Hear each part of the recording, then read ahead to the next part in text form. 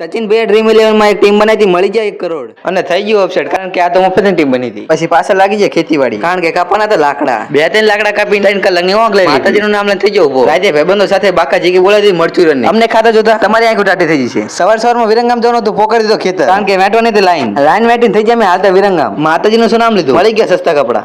વાહ क्या सीन है. આપણે પૈસા આપીને થઈ જવાનું હાલતું. સંજયભાઈ ને 5 મિનિટમાં તો કપડા પસંદ થઈ જાય. વાત કરતા કરતા જાણે દુકાન પોકી જાય, ખબર જ ના પડી. આ માણસને ખાલી એબત પર ના ઓળખીએ.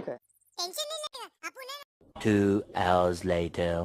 પછી થઈ ગયો છે ને ભાઈ હારે હાલતો, કારણ કે આપણે તો નવરા ધોબી હાલ કે ડીઝલ પર જેમ કે 150 વાળો દાડિયો રાખ્યો જીમ ટીમ કરીને કાઢો પડે દાડો. તે શું સવારમાં એટી કેટી થઈને થઈ ગયા. મેં હાલ બાર ગામ ફરવા, કારણ કે જાનો સમૂહ લગનમાં મને ખબર પડી કે તમે ફોલો નહીં કરતા, તો હું કરો તરત ફોલો કરો ને. વળીને પાછા ના આવતા, એમને હક નહીં થતું, ટાઈમ તો નીકળે. પછી કિશન ભાઈ કરી નાખ્યું હોય. ઓહો સંજયભાઈ ધૂંકો મારા 2-3 કલાક તો ગણી જ લેવાની. 2 hours later. 3 કલાક થઈ ગઈ અને માર્યો ધૂંકો. અને સંજયભાઈ શું બોલે એ જોતા જજો.